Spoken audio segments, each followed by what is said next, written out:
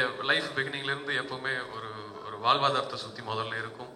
அதுக்கப்புறம் ஒவ்வொரு family side எடுத்துக்கிட்டால் அந்த ஃபேமிலியினுடைய மொத்த லைஃப்பும் வந்து குழந்தைகளை சுற்றி தான் எல்லா பிளான் இருக்கும். அவங்களுக்கு இருக்கக்கூடிய ஸ்கூலுக்கு பக்கத்தில் கிடைக்கிற அவங்களுடைய classes and every thing total அவங்களுடைய ஒர்க் பிளேஸ் வந்து எல்லாத்தையுமே வந்து அவங்க குழந்தைகளுக்கு அடாப்ட் பண்ணிட்டு இருப்பாங்க.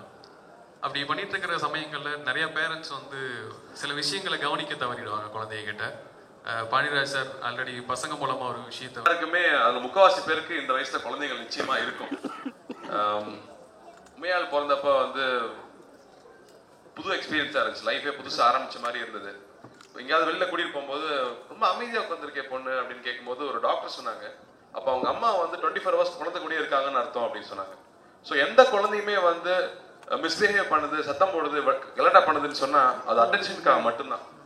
ஸோ அம்மா அப்பா 2 பேரோட அட்டென்ஷன் ஃபுல் டைம் கூட இருந்தா அந்த குழந்தை ரொம்ப அமைதியா இருக்குன்னு சொன்னாங்க. இன்னைக்கு வந்து எல்லா குழந்தைகளும் மிக்ஸ் பண்றது அதான் நினைக்கிறேன். அப்பா அம்மா 2 பேரும் ஒர்க் பண்றாங்க, அந்த குழந்தைக்கு பெஸ்ட் கொடுக்கணும்னு நினைக்கிறாங்க. அந்த குழந்தைக்கு ரொம்ப தேவைப்படுறது நம்மளுடைய டைம் தான்.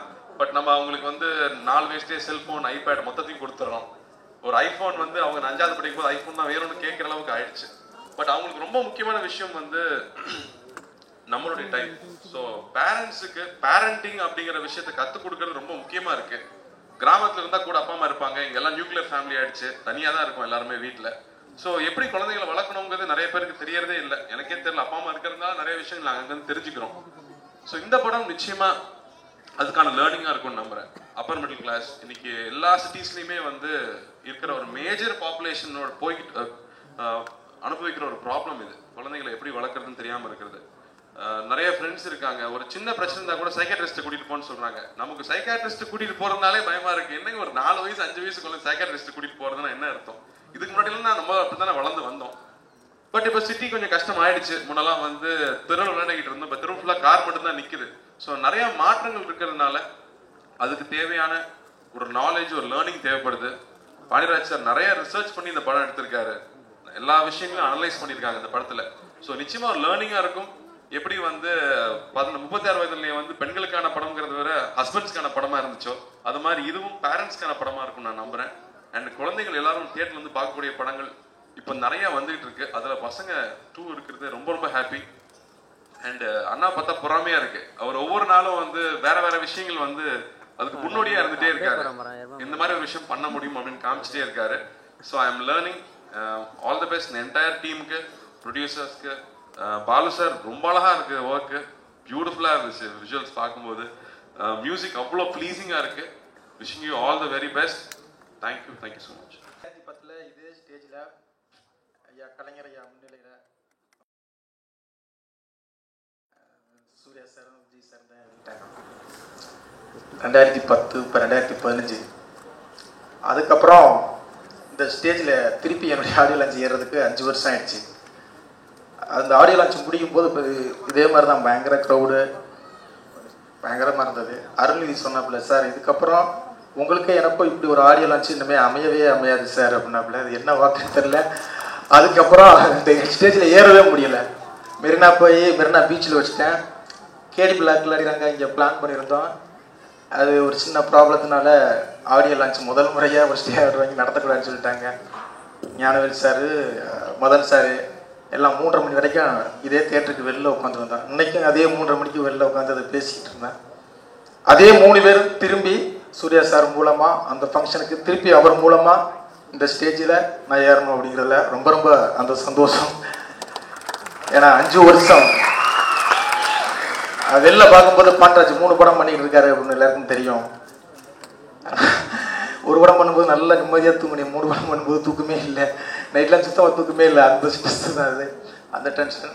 ஆனால் இன்னைக்கு வந்து ரொம்ப ரொம்ப ரொம்ப எனக்கு ஹாப்பியாக இருக்குது. வந்திருந்த ஒவ்வொரு ஆளும், ஏன்னா எல்லாருக்கும் யாரையாவது ஒருத்தரை பிடிச்சி தான் இங்கே வந்திருப்பீங்க.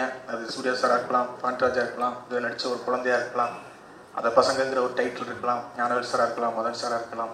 எல்லாருக்குமே வந்திருந்த ஒவ்வொரு ஆளுக்கும் என்னுடைய மனமார்ந்த நன்றியை தெரிவிச்சுக்கிறேன். வரவேற்கணும் அப்படின்னா எல்லாருமே ஒவ்வொருத்தரையும் வந்திருந்த ஒவ்வொருத்தரையும் நான் ஊர்லேருந்து வந்திருக்கு முதற்கொண்டு சினிமாவிலேருந்து குழந்தைகளுடைய அப்பாவிலேருந்து எல்லாருக்கும் ஆக்சுவலாக நான் வரவேற்பே அப்படிங்கிறத இதை நன்றி மாதிரி தான் சொல்ல முடியும். ஏன்னா 2 பேருக்கு நன்றி சொல்லிகிட்டே இருக்குன்னா ஓப்பனிங்கில் அது சரியாக இருக்காது. ஏன்னா ஒவ்வொரு ஆளுமே இந்த படத்துக்குள்ள நான் அந்த நேற்று சூர்யா சார் நானும் எஃப்எம்ல உட்காந்து ரிவ்யூ கொடுத்துக்கிட்டு இருக்கும்போது பசங்க 2 ஏன் அப்படிங்கும்போது உண்மையிலே பசங்க படத்துக்கு அப்புறம் கொஞ்சம் படம் பண்ணிக்கிட்டு இருந்தேன்.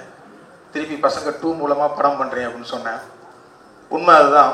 இடையில அதுவும் ஒரு நல்ல இதுதான். ஆனால் ஆவின் பால் பண்ணிக்கிட்டு இருந்தேன். இதுதான் தாய்ப்பால், சுத்தமான தாய்ப்பாலாக இருக்குன்னு நான் நம்புகிறேன். இப்படி பேசுறதுக்கு பயமாக வேற இருக்கு. ரிலீஸுக்கு அப்புறம் இந்த வீடியோ எடுத்து கிண்டல் அடிச்சு விட்டுருவாங்க. அதனால உண்மையிலே ஆத்மார்த்தமா அந்த படத்தை பண்ணியிருக்கோம். எந்த விதமான கமர்ஷியல், எந்த விதமான இது இல்லாமல் கிட்டத்தட்ட மெரினா கதைக்கு முன்னாலேயே இந்த கதையை நான் யோசிச்சிருந்தேன். பட் இது ஒரு பெரிய ப்ராசஸ் இருந்தது. ரொம்ப விஷயங்கள் உள்ளுக்குள்ள கொண்டு வரணும்னு ரொம்ப டாக்டர்ஸை மீட் பண்ணோம். ரொம்ப விஷயங்கள் கொண்டு வந்திருக்கோம். ஒரு நல்ல இன்னைக்குடைய குழந்தைகள் எப்படி இருக்கணும், பேரண்ட்ஸ் குழந்தைகள்கிட்ட எப்படி நடந்துக்கணும், டீச்சர்ஸ் குழந்தைகள்கிட்ட எவ்வளோ கற்றுக்கணும், ஸ்கூல் இன்னைக்கு எப்படியெல்லாம் இருக்குது அப்படிங்கிறத ஒரு கமர்ஷியலாக ஜாலியாக கலகலன்னு பண்ணுற மாதிரியான ஒரு படமாக இந்த படத்தை பண்ணியிருக்கோம். உண்மையில் அதில் எல்லாருமே கேமராமேன் பாலசுப்ரமணியத்திலிருந்து எல்லாம் பால்ஸ்கிட்ட சொல்லும்போது கதை சொல்லி என்னங்க பட்ஜெட்டு எதுவுமே கேட்கல. நான் உள்ளே வர்றேன், நான் பண்ணுறேன், இன்னும் சம்பளம் அப்படின்னா ஐயோ அதெல்லாம் பார்த்துக்கலாம். அதே மாதிரி பிந்து மாதவி பேசும்போதே ஐயோ சார் நேர வரைக்கும் அதுக்கு என்ன சம்பளம்னே தெரியாது, அப்பப்போ கொடுத்துக்கிட்டு இருக்கோம். அதே மாதிரி தான் ஆர்ட் டைரக்டர் பிரபாகர் எல்லாருமே இந்த படத்துக்குள்ள ரொம்ப வரணும், நல்லா வரணும் அப்படிங்கிறது. அதே மாதிரி இந்த ஷூட்டிங் நடந்த ஸ்கூல்ஸ் எல்லாருமே பசங்க மாதிரி ஒரு படம் பண்ணுறோம் அப்படின்னோடனே எல்லாருமே பயங்கரமாக ஹெல்ப் பண்ணாங்க. இங்கே உள்ள ஒவ்வொரு குழந்தையும் ஒவ்வொரு அம்மாவும் அதே மாதிரி நடித்த ஒவ்வொரு குழந்தைங்களுடைய அம்மாவுக்கு பின்னாலேயும் ஒரு இந்த படத்துக்கான பெரிய இது இருக்குது. அவ்வளோ பேருக்குமே நன்றி சொல்லணும் உண்மையில். ஏன்னா உண்மையாக ரொம்ப கஷ்டம் குழந்தைகளை வச்சு இது பண்ணுறது. சில நேரங்களில் கோப்படுவோம். அவ்வளோ பொறுமையாக ஏதோ ஒரு நல்ல விஷயம் சொல்கிறதுக்காக பண்ணுறாங்க அப்படிங்கிற ஒரு இது இருந்தது. அவ்வளோ இருக்கும் நன்றி. ஒரு நல்ல விஷயத்த சொல்கிறோம், அதை நான் மட்டும் சொல்கிறத விட சூர்யா சார் மாதிரி ஒரு ஆள் இருந்து கத்தி உடக்க சொன்னால் இன்னும் நல்லா ரீச் ஆகும் அப்படிங்கிறதுக்காக தான் சூர்யா சார்கிட்ட போய் இந்த கதையை சொன்னேன். உண்மையிலேயே ரொம்ப தேங்க்ஸ் சார். ஏன்னா இப்போ அது இன்றைக்கி வந்து ஸ்டுடியோ கிரீன் எஸ்கே பார்ட்டிஸ் வரைக்கும் வளர்ந்து ஒரு நல்ல ரீச்சுக்கு வந்திருக்குது. எல்லாருக்குமே நன்றி. முக்கியமாக அருள் கரளி படத்துக்கு நல்ல மியூசிக் பண்ணியிருக்காரு. முந்தா நாள் வந்து ஒருத்தரை ஃபோனில் பிடிச்சி திட்டிக்கிட்டே இருந்தேன் பயங்கரமாக. யார் சார் அப்படின்னாரு. ஏன்னா அதுக்கு முன்னால் அவரை திட்டியிருந்தேன். இல்லை ராஜா சார் இப்படி ராஜா சார் அப்படின்னேன். ஓ ப்ரொடக்ஷன் சைடும் திட்டுவீங்களா சார் அப்பா அப்படின்னா. நல்லா வரணுங்கிறதுக்காக யார் வேணாலும் திட்டுவேண்ணா. அதை ராஜா சாருக்கு இப்படி கோப்பிடி சார் ராஜேஷே கற்பூர சுந்தரபாண்டியன் அப்படின்னு சொல்லி 4 பேர் கோப்பிடிச்சு இருக்கிறான்னு கேட்குறாங்க சார். வெளிலலாம் ஒரே ஆள் தான் வருது. ரொம்ப தேங்க்ஸ். அவருக்கும் பயங்கர சப்போர்ட்டாக இருந்து இது பண்ணது. என்னுடைய அசிஸ்டன்ட்ஸ் எல்லாத்துக்குமே சொல்லணும். குறிப்பிட்ட என் அசிஸ்டன்ட்லேருந்து கோவத்தபுரம் அவங்கள்ட்ட தான் காமிப்பேன். உண்மையிலே இன்னொன்று என்ன அப்படின்னா ஒவ்வொரு சீன்லையும் திடீர்னா இந்த சீனில் ஒரு ஆள் அது யார் வேணாலும் நடிக்கலாம், ஒரு ஜூனியர் ஆர்டிஸ்டோட நடிக்கலாம். திடீர்னு கனியன்கிட்ட போய் ஏன்னா ஒரே ஒரு சீன் அப்படி போகிற பேக்கில் ஒரு டைலாக் பீஸ் மாதிரி இருக்கு பண்ணுறீங்களா அப்படின்னு வரண்டச்சலாம் அப்படின்ட்டு வந்து நடிச்சு கொடுத்துருவாரு. அதேமாதிரி ஜெயபிரகாஷ் சார் சார் ஒரே ஒரு 4 ஷாட் தான் வரும் நடிக்க முடியுமா அப்படின்பேன். ஐயோ சார் வர்றீங்க சார் அப்படின்னு சொல்லிட்டு உள்ள அந்த மாதிரி சதீஷ் சிற்பி சார் பக்கத்து வீடு என்ன சார் நல்லா இருக்குங்களா ஷூட்டிங் நல்லா போதா அப்படின்னு சும்மா தானே இருக்கீங்க வாங்க சார் ஒரு நாள் நடிக்கணும்னு சொல்லி அவரையும் நடிக்க வச்சு இந்த மாதிரி படத்துல ரொம்ப பேர் சின்ன கேரக்டர் எல்லாருமே என்னன்னா படம் நல்லா வரணும் அப்படிங்கிற ஒரு நோக்கம். அதே மாதிரி விஜய் சார் கேமரா அது டைரக்டர் விஜய் சாருக்கு நன்றி. ஏன்னா அமலாபால் ஒரு பேட்டியில் என்னுடைய கனவு சூர்யா சாரோட நடிக்கிறது நிறைவேறமாக போச்சுன்னு சொன்னாங்க. பாவம் பிள்ளையே அந்த நிராசையோடையே போகணும் சேர்த்து சும்பு நைனையே சேர்த்து வச்சோம் சார் நடிச்சுட்டு போமா அப்படின்னு சொல்லிட்டு விஜய் சாருக்கு ஃபோன் அடித்தேன். சார் அவங்க நினைக்கிற இல்லை சார் ஐடியா இல்லையே சார் அப்படின்னாரு. அவர் கொஞ்சம் சேஃப்டியாகவே இல்லை சார் அவங்க வந்து கேட்டு சொல்லுங்க அப்படின்னு கேட்ட உடனே அந்த வெண்பாவை நான் கண்டிப்பாக பண்ணுறேன் அப்படின்னு சொன்னாங்க. உண்மையிலேயே அந்த வெண்பாவுக்கு அதே மாதிரி கார்த்தி பாபா அந்த ட்ராமாவில் பயங்கர பிஸியாக இருப்பார். அதுக்கு இடையிலேயே நடிச்சு கொடுத்தாரு.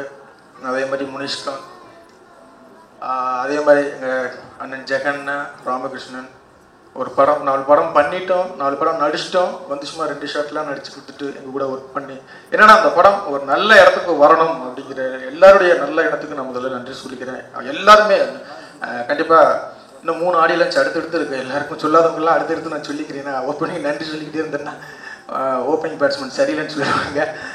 அதனால் அடுத்த கட்டத்துக்கு போகலாம் அப்படிங்கிறதுக்காக நான் இது பண்ணிக்கிறேன். எல்லாருக்குமே நான் இதில் ஒர்க் பண்ண technician, editor, cameraman, art director எல்லாத்துக்கும் நன்றி. பாலு சாருடைய ஹெல்ப்பு நான் பேச வேண்டாம். பாலு சார் நம்ம வரவங்க கூப்பிட்றவங்க தான் பேசிகிட்டு இருப்பாங்க உங்களை பற்றி. நான் அடுத்து ரொம்ப முக்கியமான ஒருத்தரை மேடையில் ஏற்ற போகிறேன். உங்களுக்கு ரொம்ப பிடிக்கும் அவர் ஏறும்போது. எப்போவுமே ஷூட்டிங்கில் வந்து அவ்வளோ எனர்ஜியாகவே இருப்பார். எவ்வளோ அடித்தாலும் தாங்குவார். அவ்வளோ மூஞ்சி பிரகாசமாகவே இருக்கும். இந்த படத்துடைய ஹீரோ கவினை மேடைக்கு அழைக்கிறேன்.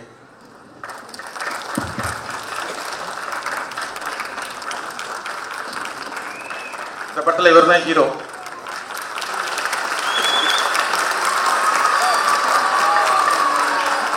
அதே மாதிரி ஹீரோவை கூப்பிட்டா ஹீரோயினை கூப்பிடணும்ல.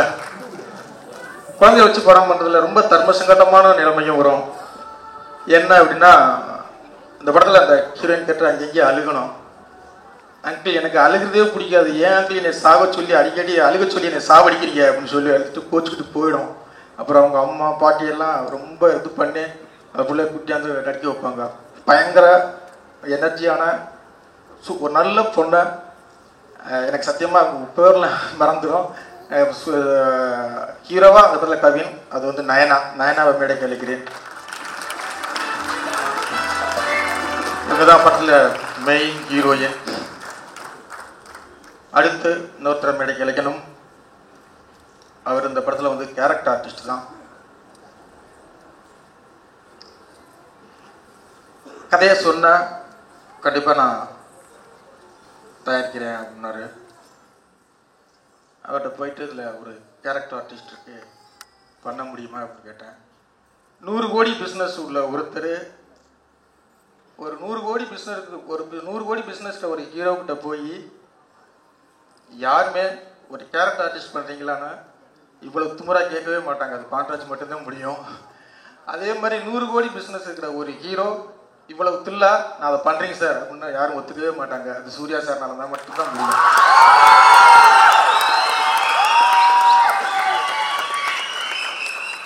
இதில் வந்து ஃபெஸ்டிவல் கிடையாது, கேரக்டர் ஆர்டிஸ்ட்.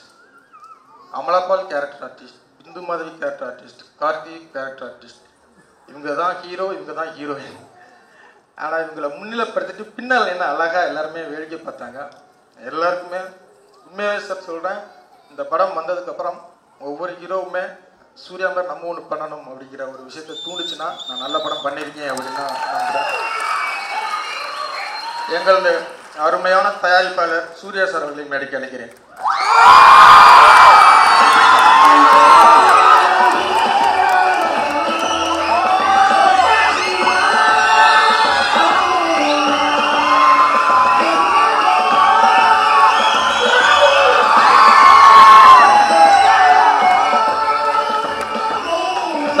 தேங்க்யூ.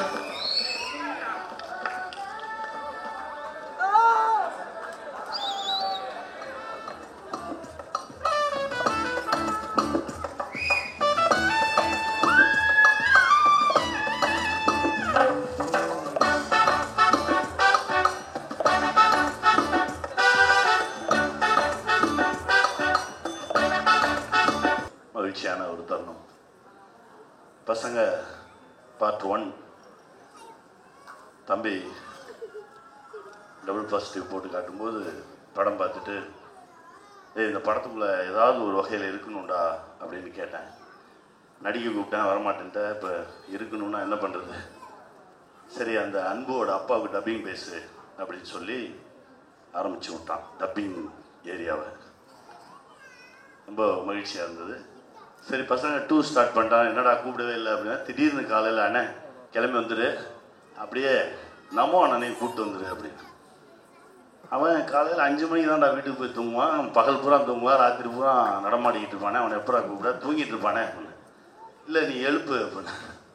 சரி, ஃபோன் பண்ணால் கரெக்டாக எடுத்தான். என் ஃபோன் மட்டும்தான் ரிங் அடிக்கும் அவனுக்கு, வேறு யார் ஃபோனும் ரிங் அடிக்காது, மீதியெல்லாம் சைலண்ட்டில் இருக்கும். என்னடா அப்படின்னா, இல்லை பாண்டி படம் கூப்பிட்றாங்க, என்ன பண்ணிகிட்டு இருக்க அப்படின்னா. நான் தூங்கிட்டு இருக்கேன் அப்படின்னா. சரி எந்திரிச்சு வா அப்படின்னா, பாண்டிக்காக என்ன வேணாலும் செய்யலாண்டா அப்படின்னு சொல்லி எந்திரிச்சு அவனை வந்துட்டா. 2 பேரும் சேர்ந்து ஒரு சீன் பண்ணோம். ரொம்ப மகிழ்ச்சி. குழந்தைங்க வந்து ஒரு 4 விதம்னு சொல்லுவாங்க. ஏன்னா சாட்டை பண்ணும்போது ஒரு ஆய்வு பண்ணோம்.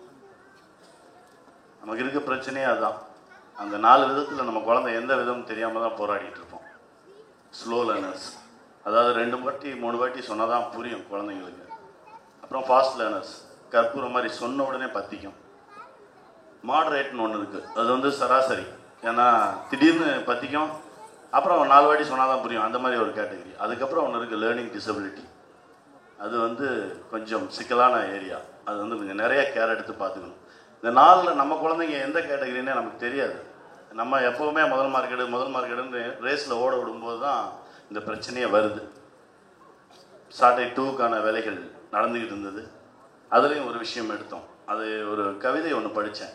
அதை படிச்சுட்டு தான் சரி இது பண்ணலாமே, இதை ஒரு படமாக பண்ணலாமே அப்படின்னு தோணுச்சு. கலீல் ஜிப்ரான் அவர்கள் எழுதிய கவிதை. உங்கள் குழந்தைகள் உங்களின் குழந்தைகள் அல்ல, உங்கள் வழியாக இந்த உலகத்திற்கு வந்தவர்கள், அவ்வளவுதான். நீங்கள் அவங்களுக்காக நினச்சி வச்சிருக்கக்கூடிய எதிர்காலத்தை விட அவர்கள் உலகம் மிக பிரம்மாண்டமானது. அந்த உலகத்திற்கு அவங்க போகிறதுக்கு முடிஞ்சால் ஹெல்ப் பண்ணுங்க, முடியலன்னா விலகி நில்லுங்க அப்படின்னு ஒரு கவிதை படித்தேன். அதோடைய பதிவு தான் சாட்டை 2 பண்ண போகிறேன். நேற்று தான் தம்பிகிட்ட சொன்னேன், தம்பி இந்த மாதிரி ஒரு வேலையை பார்த்துட்ருக்கேன் அப்படின்னு. நல்லா இருக்குண்ணே பண்ணுனேன் அப்படின்னு சொன்னான். பசங்க 2, பசங்க 1 பண்ண சாதனையை விட இன்னும் நிறைய சாதனை பண்ணணும். என் தம்பி இன்னும் நிறைய வெல்லணும். தம்பிக்கு வாழ்த்துக்கள். சூர்யா சாருக்கு நன்றி. இந்த மாதிரி ஒரு விஷயம் பண்ணது ரொம்ப சந்தோஷமாக இருக்குது. ஒரு பெரிய ஸ்டெப்பை எடுத்து வச்சுருக்கீங்க. நீங்கள் நிறைய பேருக்கு எக்ஸாம்பிளாக இருந்து இன்னும் நிறையா இந்த மாதிரி பெரிய பெரிய ஹீரோஸ் இந்த மாதிரி படங்களுக்குள்ளே வரணும் அப்படின்னு கேட்டுக்கிறேன். நன்றி. அதாவது இதில் வந்து மணி மேக்கிங் கிடையாது. நாங்கள் சாட்டை தயாரித்தப்போ ஆசிரியர்களை வச்சு ஒரு திரைப்படம் பண்ணணுன்னு கனிக்கிட்ட பேசினப்போ அவர் சொன்னது, நம்மெல்லாம் சேர்ந்து கட்டி இழுக்கலைன்னா இந்த மாதிரி தேரை இழுக்க முடியாதுன்னு சொன்னார். அந்த மாதிரி எந்தவித வியாபார நோக்கம் இல்லாமல் ஒரு நல்ல படம் பண்ணணும் அப்படின்ற ஒரு எண்ணம் வந்ததுக்கு சூர்யா சாருக்கு மீண்டும் நன்றி.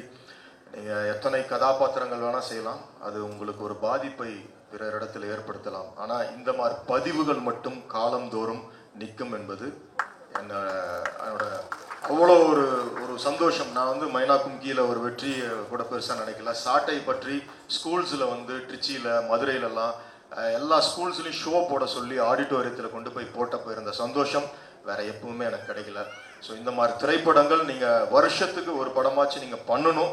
இது கண்டிப்பாக இந்த பதிவுகளை நீங்கள் ஏற்படுத்தணும்னு என்னுடைய ஆசை. அதே போல் பாண்டியராஜ் வந்து சீனு சொன்ன மாதிரி அவர் ட்ரெண்டை பற்றியெல்லாம் கவலைப்படலை. எப்போதுமே வந்து அவருக்கு என்ன தோணுதோ அதை செய்யக்கூடிய ஒரு நபர். 10 வருடத்துக்கு முன்னாடி நான் தங்கர் பச்சன் அவர்களோட வேலை செய்கிறப்ப நான் பார்த்துருக்கேன். ஒரு துணிச்சலான ஒரு போராளி, ஒரு நல்ல டெக்னீஷியன். இன்றைக்கும் அவர் நினச்சதை ஒரு விஷனாக கொண்டு வரணும்னு ஆசைப்படுறீங்க. நான் இதை வாழ்த்துல இந்த படத்தோட 100வது நாள் அன்றைக்கி வந்து நான் பேசுகிறேன்.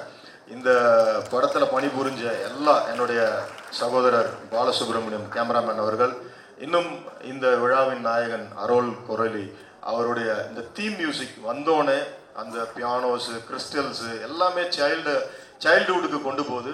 So there is a mood. So உங்கள் எல்லாருக்கும் என்னுடைய வாழ்த்துக்கள். தேங்க்யூ.